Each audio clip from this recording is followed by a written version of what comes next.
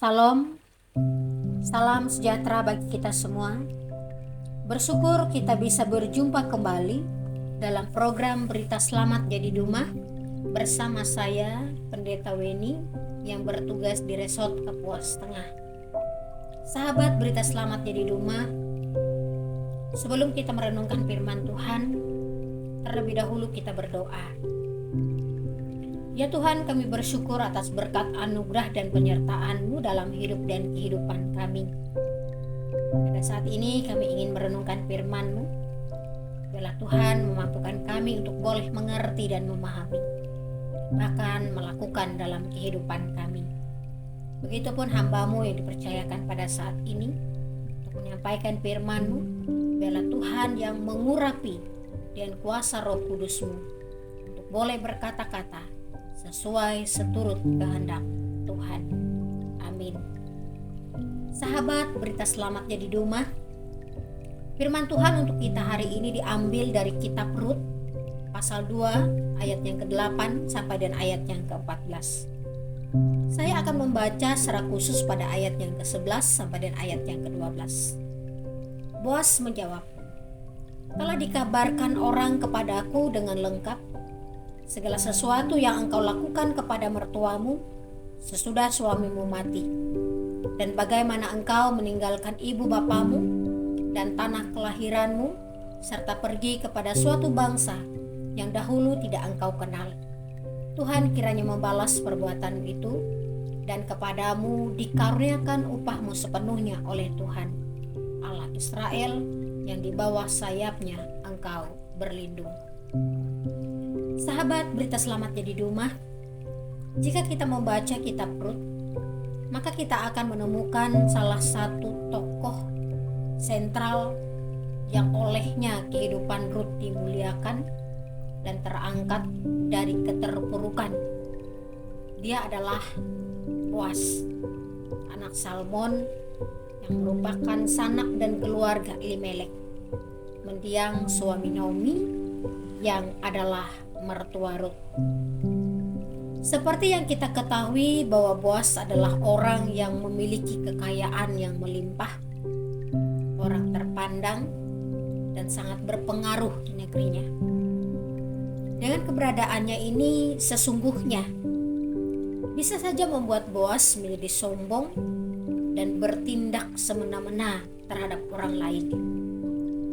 Namun Boas bukanlah sosok yang demikian.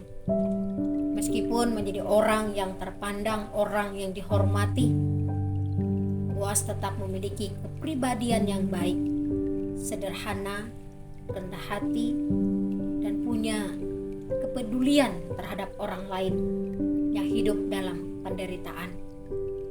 Boas juga tidak segan-segan ikut terjun langsung ke ladang dan selalu dengan ramah dan bersikap baik kepada para pekerjanya.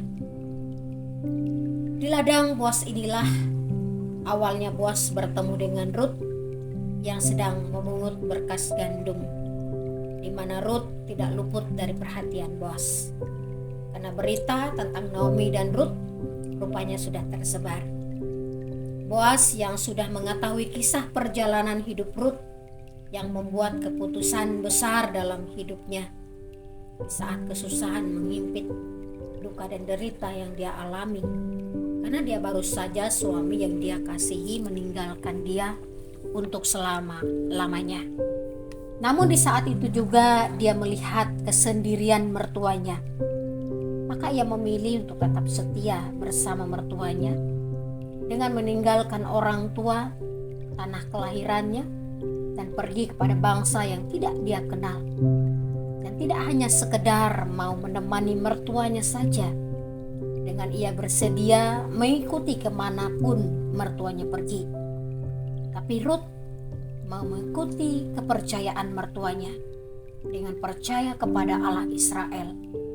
Keputusan inilah yang telah mendatangkan simpati bagi Boas.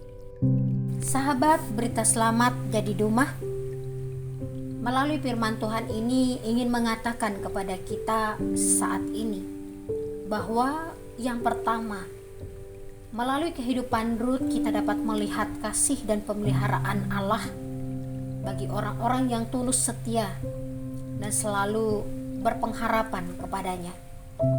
Rut adalah orang yang setia dan bisa menjadi teladan kesetiaan dengan percaya dan menyerahkan setiap aspek kehidupan kepada Tuhan.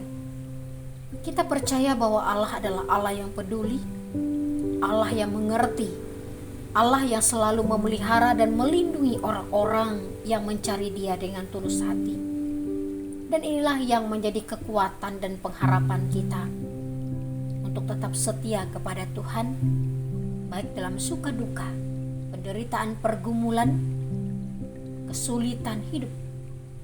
Sebagaimana Allah melindungi Rut dan Naomi dalam menghadapi beratnya beban hidup, maka kita percaya bahwa Allah yang sama juga akan melindungi kita pada masa-masa sulit kita.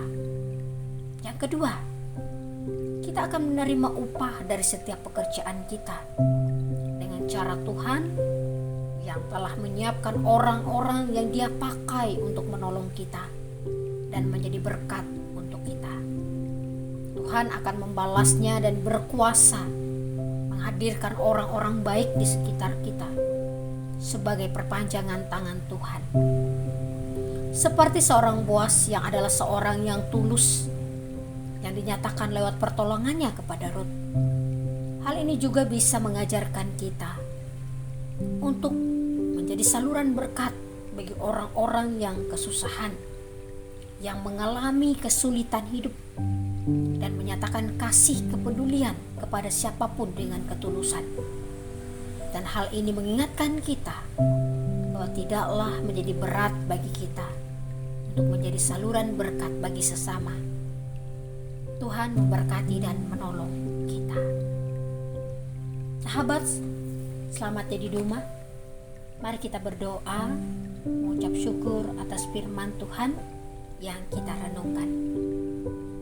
Terima kasih ya Tuhan, Engkau telah berfirman kepada kami. Tolonglah supaya kami senantiasa berpengharapan kepadamu, baik dalam suka duka hidup yang kami alami.